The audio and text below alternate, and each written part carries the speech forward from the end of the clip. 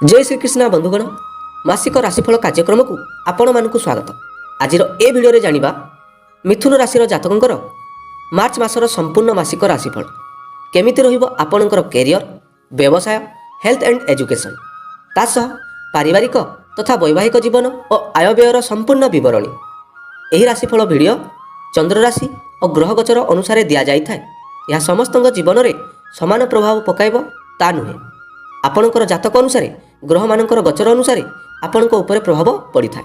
जदि आपण निजर पर्सनाल जातक देखिबा पई चाहुचंती किंबा आपणकर कैरियर विवाह व्यवसाय आदि विषय जानिबा पई चाहुचंती ताहले स्क्रीन रे देखा जाउथबा व्हाट्सएप नंबर रे आपण आम सह कांटेक्ट करि परिबे। प्रिय बंधुगण आपणकर राशिफल विषय जानिबा पूर्व सर्वप्रथमे जानि नियंतु जे मार्च मासरे नवग्रहक स्थिति किपरि रहिबो। वृष राशि रे गुरु मिथुन रे मंगल थिबा बेले कुंभ राशि रे सूर्य और शनि विराजित किंतु 15 मार्च रे सूर्य और 29 मार्च रे शनि मीन राशि को गोचर करिवे। कन्या राशि रे केतु थिबा बेले मीन राशि रे राहुंक सह बुध और शुक्र अछंती। ताहले मिथुन राशि पई केउ ग्रह शुभ फल देबे और केउ ग्रहक अशुभ फल कारणरू पीड़ा मिलवा को जाउछि आसंतु जानिबा। बंधुगण वीडियो को शेष पर्यंत देखिबे काहेकि ना अशुभ ग्रह पई उपाय कोन करिवे ता वीडियो शेष रे जानिबा को पाइबे।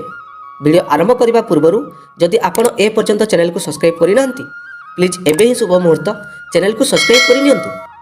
ताले आसंतु मिथुन राशि जातकंकर संपूर्ण मार्च मास राशिफल विषय चर्चा करिबा। ए मासरे आपणकर कैरियर और व्यवसाय किपरि रहिबो। कैरियर दृष्टि ए मासरे बेसी किछि शुभ कि बेसी किछि अशुभ फल नाही काहेकि ना आपणकर कैरियर घरे राहु बुध शुक्र एकत्र अछंती जहा फल रे आपण निजर बाणी को जदि कंट्रोल न करिवे ताहले सीनियर ऑफिसर सह कोनोसी ना कोनोसी घटनारू तू में देखा दे पारे। उभयक मध्य मिस अंडरस्टैंडिंग देखा दे पारे। एथिप्रति टिके गुरुत्व देवे। निजर कार्य निजर कथारे मधुरता आणंतु एवं धैर्यर सहित कार्य करंतु देखिबे आपणक पई ठीक ठाक रहिबो। कर्ममय जीवन में सफलता आनीदेव। आपणकर सेही घरे राहु आ शुक्र अछंती कोनोसी ना कोनोसी कारणरू कोनोसी नारी कारणरू आपणकर कर्ममय स्थान रे आपण जोठी चाकरी करूछंती किंबा कोनोसी ना कोनोसी जगह काम करूछंती सेही जगह आपणकर कोनोसी नारी क्षेत्ररू असुविधा भोगी पारंती। आपण कोनोसी नारी चक्कर में पड़ंतु नहीं। निजर कर्म रे ही फोकस करंतु एवं निजर मन को विचलित करंतु नहीं। काहाकू कोनोसी क्षेत्र में डाउट करंतु नहीं। निजर कार्य को ईमानदार सहित कार्य करंतु एवं निज बाणी रे सुधार आणंतु। देखिबे आपणक कर्म रे आपण सफल भी हेबे एवं आपणक कर्ममय जीवन रे आपण समस्तंकर प्रशंसार पात्र हेबे। जदि आपण ए मासरे व्यवसाय करूछंती ताले व्यवसाय रे जदि कोनोसी इन्वेस्टमेंट करूछंती ताले भाबी चिंती करंतु। ए मासरे आपणकर व्यवसाय दृष्टिरू सेतेटा ठीक नुहे। आपण जदि विदेश रे रही व्यवसाय करूछंती ताले आपणक पई ठीक ठाक रहिबो। जेउ माने बाहरे रही काम करूछंती तांको पई भी ठीक ठाक रहिबो। जदि विदेश रे रही कार्य करूछंती व्यवसाय करूछंती ताले विदेश रे आपणकर वैदेशिक अर्थ उत्पार्जन हबो। जदि आपण ट्रैवलिंग करी व्यवसाय करूछंती ताले आपणक पई ए मासरे बेसी रोजगार देबो। व्यवसाय दृष्टिरू सर्वोत्तम रहिबो। जदि आपण कोनोसी पैसा को इन्वेस्टमेंट करूछंती ताले टिके भाबी चिंती करंतु नहले आपण असुविधार सम्मुखीन होई पारंती। जो माने प्रवास रही कार्य करूछंती किंबा प्रवास रही व्यवसाय करूछंती तांको पई किछि किछि असुविधा आसीबो। अधिक परिश्रम हबो किंतु फल टिके कम मिलिबो। जदि आपण आपणकर व्यवसाय को डेडिकेटेडली करिवे जदि आपण आपणकर व्यवसाय को संपूर्ण विश्वास सहित करिवे ताहले आपणको पई ठीक ठाक रहिबो। हाँ किछि किछि व्यवसाय क्षेत्र में आपणकर परिवर्तन होबाकू जाउथिबो।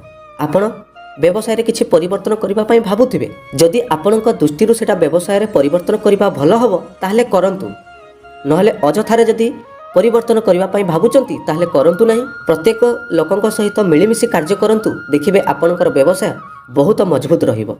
अन्य लोकंकर सहित टिके कथावार्ता करंतु एवं समस्तंकर सलाह नै कार्य करंतु देखिबे ए मासरे आपण बिजनेस रे डेभलप भी करिवे। ए मासरे आपण ऊर्जावान रही कार्य करिवे। प्रत्येक कार्य को मन तन दे कार्य करिवे। जेउ माने निज स्वास्थ्यर जत्न नउछंती योगा प्राणायाम वर्कआउट करूछंती तांको पई ए मासरे अपार खुशी सफलता आनीदेव। स्वास्थ्य रे कोनोसी भी समस्या देखा देबा नाही। जेउ माने ए मासरे निजर स्वास्थ्यर जत्न नेउ नाहंती जहा पारुछंती खाई चलीचंती ताले ध्यान दियंतु पेट समस्या आपणकर निहाती देखा देव। एसिडिटी गैस्ट्रिक परी किछि समस्या देखा देव। चर्बी वृद्धि हेई पारे। अशांति मनरे टेंशन आदि किछि भोगी पारंती आपण। तेणुकरी निज स्वास्थ्यर जत्न जेते नेबे सेते भलसे आपण रहिबे। ए मासरे विद्यार्थींकर सबु क्षेत्र में जययुक्त हबो किंतु आपणकर मन बेले बेले विचलित रहिबो। ନିଜ ବାଣୀରେ ସୁଧାର ଆଣନ୍ତୁ ଏବଂ ପରିବାର ଲୋକଙ୍କର ସହିତ ଆପଣଙ୍କର ବିଶ୍ୱାସ ରଖନ୍ତୁ। ଦେଖିବେ ଆପଣଙ୍କର ଉଚ୍ଚଶିକ୍ଷାର ଯୋଗ ବନୁଛି। ଆପଣଙ୍କ ପରିବାର ଆପଣଙ୍କୁ ସାହାଯ୍ୟ ସହଯୋଗ ନିହାତି କରିବେ। ଯେଉଁମାନେ ପରିଶ୍ରମ କରୁଛନ୍ତି, ଆଗକୁ ଏକ୍ଜାମ୍ ଆସୁଛି, ନିଜର ପରିଶ୍ରମ ପାଇଁ ଅଧିକ କଠିନ ପରିଶ୍ରମ କରିବେ, ତାହେଲେ ସଫଳତା ନିହାତି ପାଇବେ। ପରିଶ୍ରମ କରନ୍ତୁ। ଏ ମାସ ଆପଣଙ୍କର ସଫଳତାର ମାସ ହେବାକୁ ଯାଉଛି। ଯେତେ ପରିଶ୍ରମ କରିବେ, ଆପଣଙ୍କ ଫୋକସ୍ ପାଠପଢ଼ାରେ ଯେତେ ପରିମାଣରେ ରହିବ, ଆପଣ ସେତେ ଡେଭଲପମେଣ୍ଟ କରିବେ। ଏ ମାସରେ ସମସ୍ତଙ୍କର ଆଶୀର୍ବାଦ ପ୍ରାପ୍ତ ହେବ। ପରିଶ୍ରମ କରନ୍ତୁ, ଦେଖିବେ ଆପଣ ସଫଳ ନିହାତି ହେବେ। କିନ୍ତୁ ଆପଣଙ୍କ ମନରେ ବେଳେବେଳେ ଅଶାନ୍ତିକର ଭାବନା ବି ରହିବ। ବେଳେବେଳେ ଅଧିକ ପାଇବାର ଆଶା ମଧ୍ୟ ରହିବ, କିନ୍ତୁ ପରିଶ୍ରମ ଆପଣ କମ୍ ମଧ୍ୟ କରିପାରନ୍ତି। ଆପଣଙ୍କର ମନ ବିଚଳିତ ହୋଇପାରେ। ଯଦି ଅଧିକ ସମୟ ମୋବାଇଲ ଖେଳୁଛନ୍ତି କିମ୍ବା ମୋବାଇଲ ଦେଖୁଛନ୍ତି, କୌଣସି ଟାଇମ୍ ଆଜି ଯଦି ମୋବାଇଲରେ ୱେଷ୍ଟ କରୁଛନ୍ତି, ତାହେଲେ ସେସବୁ ବନ୍ଦ କରିଦିଅନ୍ତୁ। ଯଦି ଅଧିକ ଖେଳାବୁଲା କରୁଛନ୍ତି, ତାହେଲେ ସେସବୁ ମଧ୍ୟ ବନ୍ଦ କରିଦିଅନ୍ତୁ। ଏବେ କେବଳ ଗୋଟିଏ ଫୋକସ୍ ଆପଣଙ୍କ ପାଠ ଉପରେ କରନ୍ତୁ। ଦେଖିବେ ଆପଣ ସଫଳତା ନିହାତି ପାଇବେ। ଆପଣଙ୍କର ପରିଶ୍ରମ ଆପଣଙ୍କୁ ନିହାତି ସଫଳତା ଦେବ। ତେଣୁକରି ନିଜର ମନ ଅନ୍ୟତ୍ର ନ ଲଗାଇ କେବଳ ପାଠପଢ଼ାରେ ହିଁ ଫୋକସ୍ କରନ୍ତୁ। ଦେଖିବେ ଆପଣ ସଫଳ ନିଶ୍ଚୟ ହେବେ। ଏ ମାସ ଆପଣଙ୍କ ପାଇଁ ସଫଳତାର ମାସ ଏବଂ ପରିଶ୍ରମର ମାସ ହେବାକୁ ଯାଉଛି। ଏ ମାସରେ ନିଜର ପ୍ରେମରେ ବାଧା ଦେଖା ଦେଇପାରେ। ଯଦି ଆପଣ ନିଜର ବାଣୀକୁ କଣ୍ଟ୍ରୋଲ ନ କରିବେ, ତାହେଲେ ଆପଣ ଉଭୟଙ୍କ ମଧ୍ୟରେ ଝଗଡ଼ା ଦେଖା ଦେଇପାରେ। ନିଜର ବାଣୀକୁ କଣ୍ଟ୍ରୋଲ କରନ୍ତୁ ଏବଂ ଉଭୟଙ୍କୁ ସନ୍ଦେହ କରନ୍ତୁ ନାହିଁ। ନିବିଡ଼ ଭଲ ପାଇବାରେ ବିଶ୍ୱାସ ରଖନ୍ତୁ। ଦେଖିବେ ଆପଣଙ୍କର ଭଲ ପାଇବାର ଗାଡ଼ି ଠିକ୍ ଠାକ୍ ଚାଲିବ। ଏ ମାସରେ ଆପଣଙ୍କର ଡେଟିଂର ସୁଖ ମିଳିବ, ଭ୍ରମଣର ବି ସୁଖ ମିଳିବ। ଯାତ୍ରାର ଯୋଗ ବନୁଛି, ଆପଣ ଭ୍ରମଣ କରିପାରନ୍ତି। କିନ୍ତୁ ନିଜର ଖର୍ଚ୍ଚ ମଧ୍ୟ ଅଧିକ ହେବ। ନିଜ ପାର୍ଟନରଙ୍କ ସହିତ ମିଳାମିଶା ଅଧିକ କରିବା ଦ୍ୱାରା ଆପଣଙ୍କ ହାତରୁ ଅଧିକ ଖର୍ଚ୍ଚ ମଧ୍ୟ ଯାଇପାରେ। ଏ ମାସରେ ନିଜର ବାଣୀକୁ କଣ୍ଟ୍ରୋଲ କରନ୍ତୁ ଏବଂ ଆପଣଙ୍କ ଭଲ ପାଇବାରେ ବିଶ୍ୱାସ ରଖନ୍ତୁ। ଦେଖିବେ ଆପଣଙ୍କର ଭଲ ପାଇବାର ଗାଡ଼ି ଠିକ୍ ଠାକ୍ ଚାଲିବ। ବୈବାହିକ ଜୀବନରେ ଅପାର ଖୁସି ଏବଂ ସଫଳତା ଆଣିଦେବ। ଆପଣଙ୍କ ପରିବାରରେ ପୁତ୍ର ସନ୍ତାନ ଯୋଗ ବନୁଛି କିମ୍ବା କୌଣସି ସନ୍ତାନ ପକ୍ଷରୁ ଆପଣ ଖୁସି ଖବର ପାଇନଥିଲେ, ତାହେଲେ ଆପଣଙ୍କ ପରିବାରକୁ ନୂତନ ସନ୍ତାନ ମିଳିବାକୁ ଯାଉଛି। କିମ୍ବା ଆପଣଙ୍କ ପରିବାରରେ କାହାର ବିବାହ ହେଲା କିମ୍ବା କୌଣସି ମାଙ୍ଗଳିକ କାର୍ଯ୍ୟ ହେଲା, ଏପରି ଜାଗାରେ ଆପଣଙ୍କର ଖର୍ଚ୍ଚ ହେବ। ବିଦେଶ ଯାତ୍ରା କରିବା ପାଇଁ ଯଦି ଚାହୁଁଥିଲେ, ତାହେଲେ ଏ ମାସରେ କରିପାରିବେ। ଆପଣଙ୍କର ବିଦେଶ ଭ୍ରମଣ ଯୋଗ ବନୁଛି। ଯଦି ଚାହୁଁଛନ୍ତି ତାହେଲେ ବୁଲି ଯାଇପାରନ୍ତୁ, ନହେଲେ ଆପଣଙ୍କର ତୀର୍ଥଯାତ୍ରା ଯୋଗ ବନୁଛି। ଆପଣ ଭ୍ରମଣ କରିବାକୁ ଯିବେ। ଏ ମାସରେ ଆପଣଙ୍କର ଭ୍ରମଣରୁ ଆପଣଙ୍କ ଲାଭ ବି ହେବ, ଆପଣ ଏନ୍ଜୟ ବି କରିବେ। ତା ସହ ପରିବାରରେ ସୁଖ ସମୃଦ୍ଧି ସଫଳତା ଦେଖାଦେବ। ଆପଣଙ୍କ ପରିବାରରେ ସୁଖର ମାହୋଲ ଆସିବାକୁ ଯାଉଛି। ପରିବାରରେ ଥିବା ସମସ୍ତ ଅଶାନ୍ତି ଦୂର ହେବା ସହ ସୁଖର ଆଗମନ ହେବ। ତା ସହ ଅର୍ଥଗତ ଯେଉଁ ସମସ୍ୟା ଥିଲା, ଋଣଗତ ଯେଉଁ ସମସ୍ୟା ଥିଲା, ସେହିସବୁ ଦୂର ହୋଇଯିବ। ପରିବାରରେ ଯେଉଁ ଶତ୍ରୁଗତ କାରଣରୁ ଆପଣ ଦୁଃଖରେ ଥିଲେ, ସେହିସବୁ ମଧ୍ୟ ଦୂର ହୋଇଯିବ। ହଁ, ବେଳେବେଳେ ଶତ୍ରୁ ବି ଆପଣଙ୍କୁ କଷ୍ଟ ଦେଇପାରନ୍ତି।